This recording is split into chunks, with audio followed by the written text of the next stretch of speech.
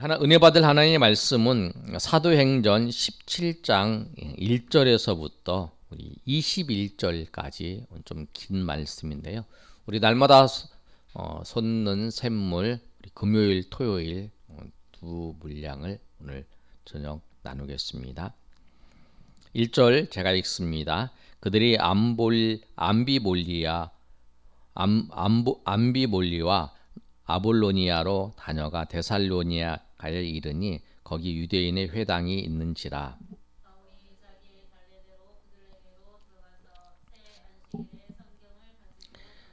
뜻을 풀어 그리스도가 해를 받고 죽은 자 가운데서 다시 살아나야 할 것을 증언하고 이르되 내가 너희에게 전하는 이 예수가 곧 그리스도라 하니.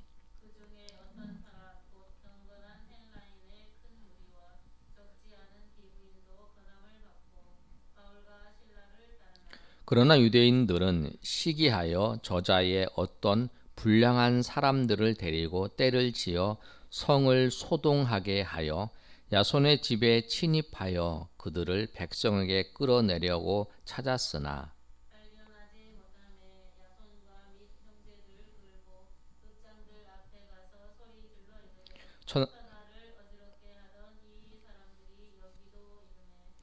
야손이 그들을 맞이하였도다. 이 사람들이 다 가이사의 명을 거역하여 말하되 다른 임금 곧 예수라 하는 이가 있다 하더이다 하니. 야손과 그 나머지 사람들에게 보석금을 받고 놓아 주니라.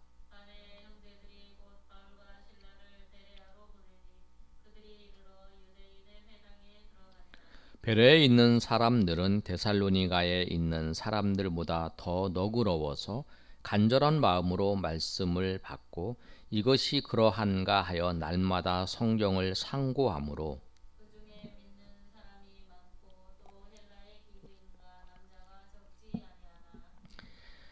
데살로니가에 있는 유대인들은 바울이 하나님의 말씀을 베레아에서도 전하는 줄 알고 거기도 가서 무리를 움직여 소동하게 하거늘.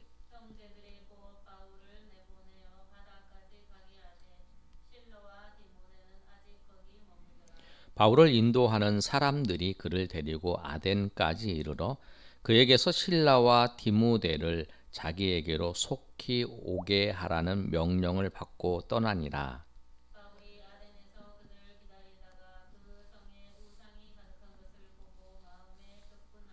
회당에서는 유대인과 경건한 사람들과 또 장터에서는 날마다 만나는 사람들과 변론하니.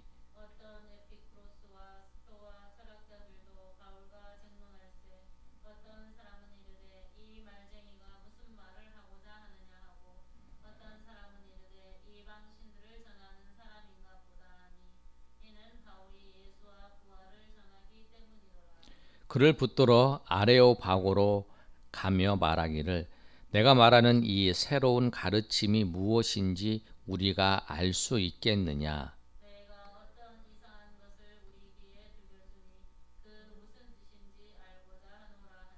21절 우리 다 같이 읽습니다.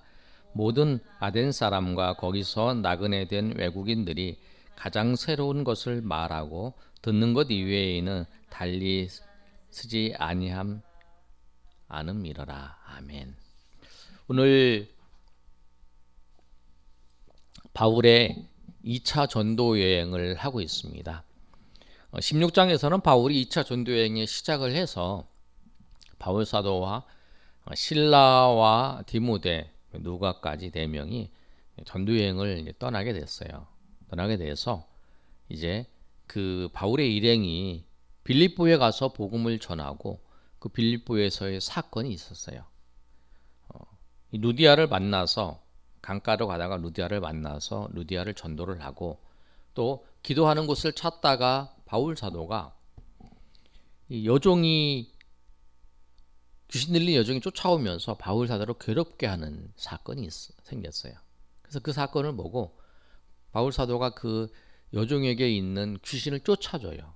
귀신을 쫓아주는 그 사건 때문에 이 바울이 감옥에 갇히게 됩니다. 왜 그러냐면 이 여종을 통해서 돈을 벌고 있는 그 주인들이 고발을 해서 바울이 감옥에 갇히게 돼서 매를 맞고 감옥에 갇혔어요.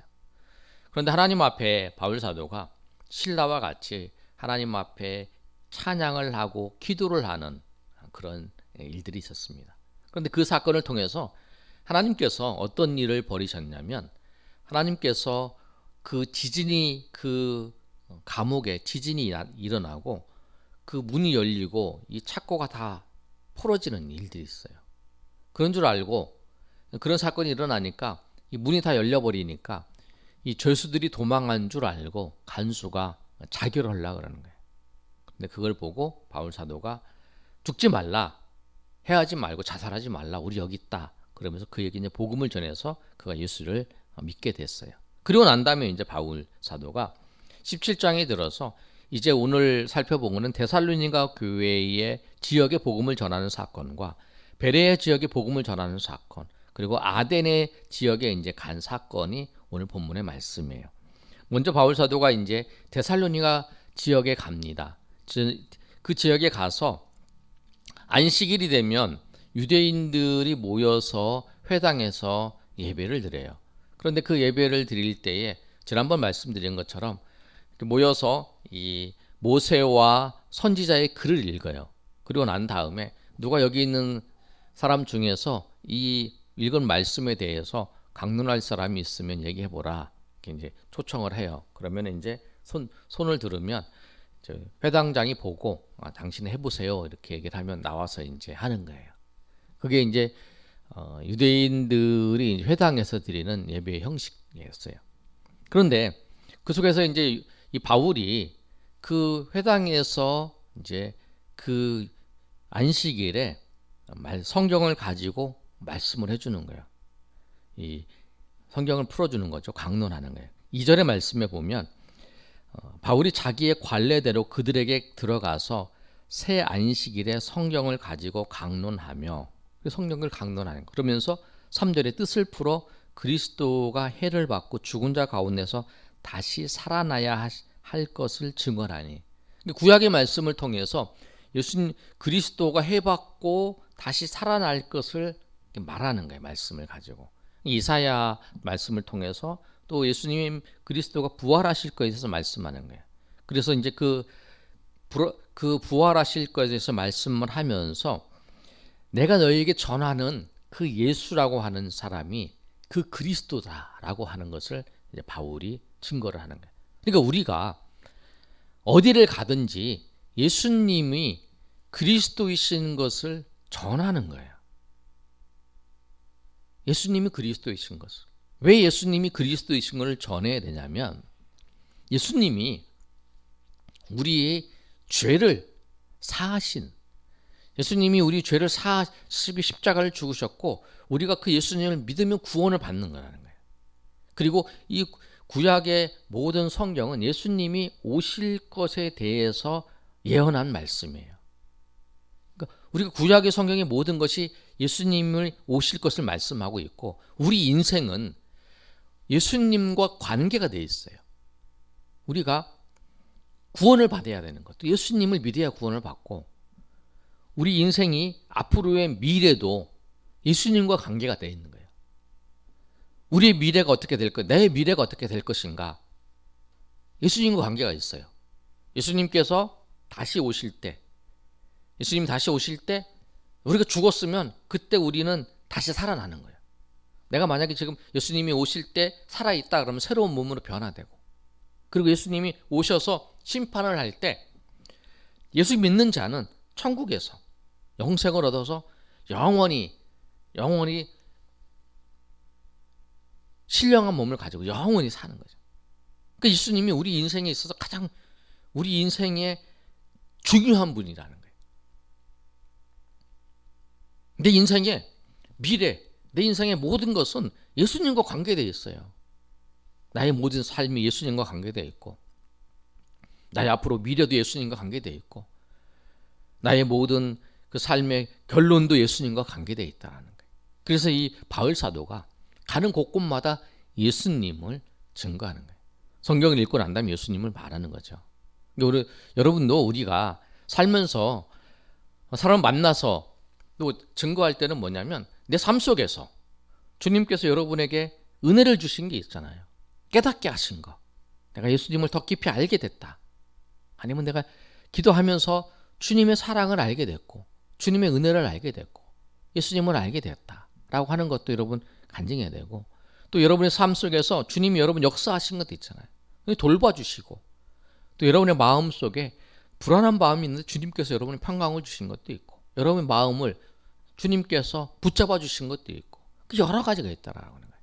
그것을 항상 우리는 우리 삶 가운데 모든 것이 주님과 결부되어 있어요. 그래서 로마서 11장 36절에 주로 만물은 주로 말미암아 주께로 돌아가고 주를 통하여 주님을 위하여 주님께로 돌아간다라고 말씀하고 있어요. 그래서 우리가 항상 우리의 삶이 주님을 증거하고 주님을 드러내는 게 우리의 삶이라는 거예요. 그래서 바울 사도도 지금 그러고 있는 거예요. 가서 기회가 얻었을 때에 그 예수님을 증거하는 거예요. 예수님이 증거했더니 어떤 일이 일어나냐면 4절에 있는 말씀처럼, 4절 한번 읽어볼까요? 시작. 그 중에 어떤 사람 곧 경건한 헬라인의 큰 무리와 적지 않은 귀부인도 권함을 받고 바울과 실라를 따르나. 그러니까 예수님의 복음을 전하면 그 복음을 듣고 그 다음에 예수님을 믿는 사람이 있어요. 바울과 실라를 따른다는 건 예수님을 믿는다는 거죠. 예수님을 안 믿는 사람도 있어요. 그 중에 5절에 보면 유대인들은 시기하여 저자의 어떤 불량한 사람들을 데리고 때를 지어 성을 소동하게 하여 야손의 집에 침입하여 그들을 백성에게 끌어내려고 찾았으나. 그래서 그 회당에서 복음을 전할 때에 그것을 반대하면서 그 핍박하는 사람이 있어요. 우리의 삶도 그래요. 여러분, 우리의 삶은 항상 고난이 있어요. 어려움이 있어. 그래서 불교에서도 그런 얘기 하잖아요. 인생은 고난의 바다다, 고해다 그러잖아요. 고난의 바다 그렇게 그러잖아요. 왜냐하면 인생은 누구나 다 고난이 있어요. 어떤 사람을 살펴봐도 다 평온하게 사는 것 같지만 살펴보면 다 아픔이 있고 또 고난도 있고 어려움도 있어요. 그런데 우리가 베드로 전후서를 우리가 지금 살펴보고 있는데, 베드로 전서를 보면 그런 말씀이 나오잖아요. 우리가 고난을 받는다. 그러나 하나님의 영광을 위해서 받는 고난인 유익하다는 거예요. 죄를 지어서 고난을 받는 게 아니라 하나님의 영광을 위해서 고난을 받는 것은 유익하다는 거죠. 그리고 그 고난을 통해서 그리스도의 영광에 우리가 영광의 즐거움에 참여할 수 있다라고 하는 거예요. 그래서 그 고난에 대한 우리의 생각이 좀 바뀌어져야 되는데, 오늘 바울 사도도 복음을 안 전했으면 아무 일도 없죠. 복음을 전하면 아무 일도 없어요. 그러나 복음을 전하기 때문에 그 어려움이 있어요. 그런데 그 어려움을 통해서 예수 그리스도의 그 영광에 참여할 수 있다는 거예요. 그래서 우리가 내가 예수 그리스도의 영광에 참여하기 위해서 우리가 고난을 받아야 될 것, 어려움을 겪어야 될 것을 담대하게 당연히 겪는 거고 아무것도 아니다라고 하는 거예요. 바람이 불어도 심차게 쭉 나가면 그 바람을 이기고 나가는 것처럼 그렇게 나가면 된다는 거예요. 왜냐하면 하나님께서는 감당하지 못할 시험을 우리 가운데 주시지 않기 때문에 그런 거예요. 그래서 바울도 그런 모습이에요. 이곳에서 복음을 전했어요. 이곳에서 복음을 전했는데 핍박을 하고 어려움을 주고 고통스러운 일을 당할 때에 바울이 거기서 다른 지역으로 이제 이동해서 복음을 전하면 되는 거예요. 그래서 복음을 전하러 가는 거예요. 그래서 이제 그 급장을 했을 때에 밤에 10절에 보면 형제들이 바울과 실라를 베레아로 보내니 그들이 이르러 유대인의 그 회당에 들어가니라 이렇게 얘기를 하는 거예요. 바울이 이 데살로니가 교회에 3주 동안 있었는데 교회가 세워졌죠. 세워졌는데 이 핍박이 심하니까 거기서 이제 떠나는 거예요. 이렇게. 떠나서 다른 곳에 가서 전하면 돼요. 우리가 있는 곳에 핍박이 있다. 그리고 이 핍박이 너무 심해서 생명이 위협을 느낀다. 그랬을 때에 하나님의 뜻이면 생명을 바칠 수도 있죠. 나중에 바울이 이제 순교하는 과정도 있었지만, 근데 지금은 순교할 때가 아니잖아요. 성령께서 인도하세요. 그러니까 여러분 순교 하나님 은혜 가운데 순교하는 거는 특별한 하나님의 은혜로 순교의 제물로 쓰임 받지 않는 사람 아닌 그런 경우 말고는 대부분 사람들은 뭐 복음을 전하다 순교하고 이런 사람 없어요. 반대하는 경우는 있지만 순교하는 사람은 거의 없어요. 지금 이 시대에 살면서. 그러니까 그런데 이제 바울 사도도 이제 가서 복음을 전하다가 어려운 일 있으면 또 다른 곳에 가서 전하는 거예요. 그런데 이제 우리가 어떤 일을 하나님의 뜻을 가지고 하나님의 뜻을 품고 일을 할 때에 어려움이 생겨요. 그럴 때 그 어려움 때문에 우리가 우리의 마음을 접으면 안 되는 거예요. 우리의 마음을 접으면 안 돼. 그러면 하나님의 일들이 하나도 일어나지 않아요. 그냥 거기로 끝이에요. 끝. 내가 힘들어. 그리고 좀 힘들어서 그것을 하다가 어려움이 있어. 그럼 멈춰. 그럼 그 멈추는 끝이에요. 멈추면 다시 할 수 있다. 아니에요, 여러분. 운동도 하던 사람들이 하지 운동을 멈췄다가 다시 하는 거 어려운 것처럼 여러분들도 우리 집사님도 새벽기도 열심히 나오다가 새벽기도 안 나오고 이제 하려고 그러면 그거 엄청 힘들어요. 정말 목숨 걸고 해야 돼. 그죠? 안 그래요? 그렇다는 거예요. 어떤 어려움이 있었는데 우리는 뭐냐면 어려움이 있으면 그 어려움은 내가 무엇을 멈추는 그 핑계가 아니라는 거예요. 이 어려움이 있으면 어려움을 넘어서는 거예요. 넘어서는. 이 어려움을 넘어서야 되는 거예요. 이 환경을 넘어서고 이 환경을 지나가야 돼요. 넘어서서 믿음으로 넘어서야 되는 거예요. 바울 사도는 오늘 믿음으로 넘어서는 건 어떠냐면 그들과 다투지 아니하고 복음을 전해야 하기 때문에 하나님께서 그를 인도하셔서 이제 데살로니가에서 베레아로 가서 복음을 전하게 하신 거예요. 그래서 데살로니가를 떠나서 베레아에 갔을 때 베레아의 사람들은 좀 어떤 사람들이었냐면 그 사람들은 13절에 있는 것처럼 좀 더 너그러운 사람이었어요. 그리고 말씀을 간절히 받기를 원해요. 그러니까 우리가 이 데살로니가 사람 말고 이 베레아 사람들은 더 말씀을 간절히 받기를 원해요. 우리의 말씀을 대하는 태도가 그래야 되네요. 하나님 말씀을 읽을 때 저도 그렇고 여러분도 그렇고 다 하나님 말씀을 읽을 때에 말씀을 통해 하나님이 정말 은혜를 주시옵소서. 정말 내 이 말씀을 통해서 내 영혼을 밝혀주시고 나의 심령을 밝혀주시고 하나님께서 나에게 은혜 베풀어 주시고 그냥 목마른 사슴이 시냇물을 찾는 것처럼 그렇게 갈급한 마음으로 하나님 앞에 나아가야 되는 거예요. 그게 우리가 해야 될 모습이에요. 그래야 하나님의 은혜가 임하는 거예요. 하나님의 은혜가 임해요. 은혜 받을 때는 어떤 말이냐면 정말 간절히 찾는 자에게 하나님이 은혜를 주세요.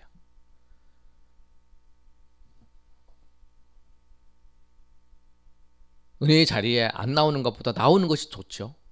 그거 더 잘하는 거예요. 왜냐하면 맨날 나오다 보면 한 번 은혜를 받을 경우가 있거든요. 자꾸 듣다 보면. 근데 그런데 나오는 자세가 좀 더 간절한 마음으로 나오면 정말 말씀을 간절히 사모하는 마음으로 나오면 달라진다는 거예요. 그러니까 여러분이 오늘 이번 주에 주일날 하나님 앞에 나올 때에 정말 간절한 마음으로 토요일 날 밤에 하나님 앞에 기도하면서 정말 하나님의 마음에 간절한 마음으로 여러분의 마음을 세상 것에 뺏기지 말고 여러분이 정말 이 마음을 모아서 정말 주님 앞에 내가 그 신부의 마음으로 정말 간절한 마음으로 하나님 앞에 나오면 하나님의 말씀이 달라져요. 달리 들려요. 깊은 하나님의 은혜가 여러분의 삶 가운데 여러분의 심령 가운데 울리는 역사가 있을 거예요. 근데 이 베레아 사람들이 그런 마음으로 하나님의 말씀을 받게 된 거예요.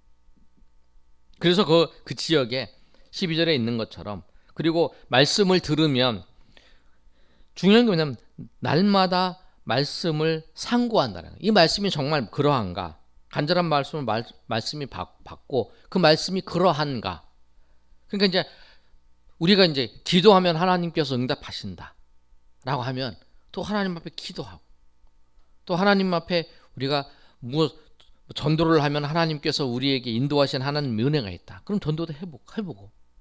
그래서 이제 하나님의 말씀이 그러한가를 데살로니가 있는 사람들 말고 이 베레아 사람들은 더 많이 말씀을 상고해 본다는 거예요. 그런 거 확인해 본다는 거예요. 그런 일들이 있어서 그걸 통해서 이 지역에 있는 사람들이 12절에 예수 믿는 사람들이 12절에 보면 그 중에 믿는 사람이 많고 또 헬라인의 귀부인과 남자도 적지 아니했다라고 말씀하고 있어요. 하나님의 그 말씀을 간절히 받는 거죠. 그걸 통해서 믿는 사람이 많아졌다. 그런데 이 지역에서 이제 믿는 사람이 많아졌는데도 사단은 항상 우리를 방해해요. 항상 우리를 방해하는 사단이 있어요. 어떻게 방해하냐면 데살로니가 있는 유대인들이 바울과 실라가 이 베레아에서 복음을 전한다는 얘기를 듣고 거기까지 쫓아온 거예요. 따라와가지고 이제 그 사람들에게 방해를 하는 거예요. 쫓아내는 거예요. 그래서 이제 이 바울 사도가 이 베레아 지역에서도 이제 다른 지역으로 이동해 가게 되는 거예요. 그래서 이제 14절에 보면 이렇게 기록되어 있어요. 바울 형제들이 곧 바울을 내보내서 바다까지 가게 하고 실라와 디모데는 아직 거기에 머무니까 우선 바울을 먼저 내보내서 그 아테네 지역으로 지금 아테네라고 하잖아요. 아덴 지역으로 이제 보내는 거예요. 먼저. 그리고 이제 실라와 디모데는 뒤따라 가게 하는 거예요. 그렇게 하고 이제 해서 이제 바울 사도가 이제 그 아테네로 가게 됐어요. 아덴으로. 그런데 이제 아데네에서 무슨 일이 있냐면 16절에 보면 이제 바울 사도가 이제 오늘 말씀을 보면 데살로니가에서 그다음에 오늘 베레아에서 그다음에 이제 아데네에서 복음을 전하는 사건인데 이 바울 사도가 아데네에서 이 실라와 디모데를 기다리고 있었어요. 기다리고 있으면서 사람들을 보니까 어떤 일이 있냐면 이 사람들이 우상을 막 섬기는 거예요. 우상을 막 섬기고 있는 그런 모습들을 본 거예요. 근데 우리 그거 보면 섬기는갑다 그랬는데 바울은 그렇지 않은 거예요. 바울의 마음이 어떤 마음이 들었냐면 우상이 가득한 걸 보고 마음이 격분한 거예요. 분노가 일어나는 거예요. 하나님의 거룩한 분노죠. 그런 분노가 일어나서 그 사람들에게 이러면 안 되겠다. 이 사람들에게 예수님을 하나님을 전해줘야겠다 라고 생각을 하고 회당에 가서 유대인과 경건한 사람들 17절에 그 사람들과 만나서 변론하고 장터에서 그 만나는 사람마다 전하는 거예요. 무엇을 전하냐면 그 18절에 보면 여러분은 이제 그 에피쿠리스 학파와 스토아 철학자를 말하고 있는데 그 바울이 말쟁이라고 하고 또 이제 그 이방신을 전하는 사람이다라고 얘기하는데 왜 그러냐면 바울이 무엇을 말하고 있냐면 18절 하반절에 보면 이는 바울이 예수와 부활을 전하기 때문이다. 이게 바울 사도는 예수님의 부활을 전해요. 예수님과 예수님의 부활을 전하는 거예요. 복음이 뭐냐면 예수님을 전하는 거예요. 예수님이 누구시냐? 하나님이신데 그분이 우리를 죄를 대속하기 위해서 사람이 되셨고 십자가에 죽으셨고 그 예수님을 믿으면 구원을 받는다. 그리고 우리는 다 죽음으로 지옥에 가는데 예수님 믿음으로 말미암아 우리는 예수님이 우리 죄를 속해 주셨기 때문에 우리는 하나님의 백성으로 우리는 천국에 간다. 그 사실을 전하는 거예요. 그걸 한마디로 하면 예수님이 그리스도시다. 예수님 우리 구원주시다 라고 하는 거예요. 그걸 전하는 거예요. 예수님이 그리스도이신 것을 전하는 거예요. 주는 그리스도시다 라고 하는 사실을 그거를 전하는 거예요. 그러면서 이제 그 사람들과 이야기를 하면서 그 사람들이 이야기하는 이유가 뭐냐면 예수님을 전하는 거예요. 예수님. 그러면서 이제 아레오바고라고 하는 그 광장에 이제 가는 그 길이 이제 오늘 21절과 16절부터 21절까지 말씀이에요. 이 바울 사도는 가는 곳곳마다 주님을 전하는 거예요. 예수님을. 여러분도 우리 예수 믿는 사람들끼리 만나서 뭐 예수님을 전해. 저 사람도 예수님을 알고 예수님 믿잖아. 그런데 우리도 예수님 전해야 돼요. 내가 저 사람을 만나서 예수님 전하고 예수님 믿는 사람들을 만나서 예수님을 전해야 돼. 어떤 예수님을 전하냐면 우리가 예수님을 구원받으라고 전하는 게 아니라 예수님께서 여러분의 삶 가운데에서 깨달음도 주시고 예수님은 은혜도 주시고 또 예수님을 알게 하신 거, 예수님이 함께 하신 거, 예수님이 인도하신 거, 예수님이 여러분 삶 가운데 주인으로 나타나신 거, 그 증거할 게 많아요. 삶을 통해서 하나님이 하신 것들, 그 일 사건을 볼 때에 정말 그 사건이 정말 아주 작은 사건이지만 그 사건이 굉장히 큰 문제로 퍼질 수도 있었고 그 문제로 될 수 있었는데 그 사건이 잘 이루어진 거는 예수님께서 그 사건에 개입하셔서 우리를 인도하신 거다. 그런 사건도 여러분 증거할 수도 있고요. 또 하나님이 여러분 마음속에 요새 코로나 사태로 인해서 불안한 마음이 들었는데 내가 예수님을 생각하니까 갑자기 마음의 평안도 주고 갑자기 마음의 기쁨도 있고 평안하고 그런 마음. 450명, 500명 가깝다 그러를 때 사람들은 내가 코로나 걸릴까 막 이런 염려하고 있지만 그래도 나는 편안한 마음, 두려움보다는 주님이 함께 하실 거라고 하는 그 마음을 주셔서 두렵지 않고 내가 편안한 마음으로 있는 것도 뭐냐면 주님께서 그런 마음을 주신 거다. 우리가 불안하잖아요. 다 뉴스에서 막 떠들고 막 그러는 다 불안한데 그런 마음을 주신 건 뭐냐면 주님께서 우리에게 그런 마음을 주신 거라. 참 그런 마음 주신 건 감사하다. 그래서 내가 하나님 앞에 나와서 예배하는 것도 그 주님이 그런 마음을 주셨다는 것처럼. 그런데 안 믿는 사람들에게는 그 사람들에게는 예수님이 그리스도이신 거를 전해야 되죠. 예수님이 그리스도이신 걸 전해야 돼. 내가 예수님은 그리스도이신 예수님을 영접하고 예수님을 맞이해서 하나님 백성이 되었을 때에 되어서 살아가고 있는데 그 기쁨이 있을 거 아니에요. 그 감격이 있을 거 아니에요. 그 은혜가 있을 거 아니에요. 그 은혜도 전하고 또 예수님이 어떤 분이신가를 전하고 또 세상을 하나님께서 예수님께서 창조하셨다는 것도 전하고 예수님께서 지금도 여러분의 삶 가운데 모든 걸 인도하신다는 것도 전하고 그걸 전하는 거예요. 그게 이제 우리가 예수님을 전하는 거예요. 교회 나오라고 하는 게 아니라 교회 나오라고 하는 건 예수님 믿고 난 다음에 교회 나오는 거예요. 우리가 전하는 건 예수님을 믿으라고 전하는 거예요. 예수님을 알려주고 예수님을 설명해 주는 거예요. 그걸 하셔야 돼요.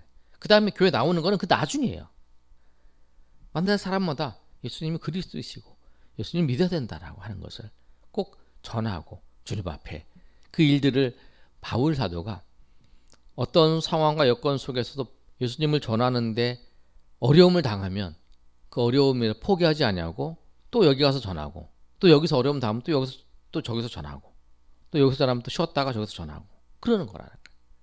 그 시기를 누가 만드냐면 하나님이 만들어요. 그래서 그 디모데 후서에 바울 사도가 그 디모데에게 편지 쓰면서 마지막에 이렇게 편지 쓰잖아요. 때를 얻든지 못 얻든지 너는 복음을 전파하라 라고 말씀하죠. 예수님께서도 우리 가운데 말씀하세요. 주님을 전파하라. 예수님이 증인이에요. 그래서 여러분의 말씀처럼 바울 사도가 선교여행을 떠나면서 그 과정 속에서 주님을 전하고 주님을 나타내는데 그 인생을 그 삶을 드렸던 것처럼 여러분도 여러분 삶의 자리에서 해외에 나가서 복음을 전하지 않을지라도 여러분 나가서 한 사람 한 사람 만나는 사람마다 여러분 예수님 믿으세요 라고 예수님 믿으셔야 됩니다. 예수님이 우리 구세주입니다 라고 하는 사실을 여러분 전하시고 하나님 앞에 나아가시는 저 여러분이 되시기를 예수님의 이름으로 축원합니다. 아멘.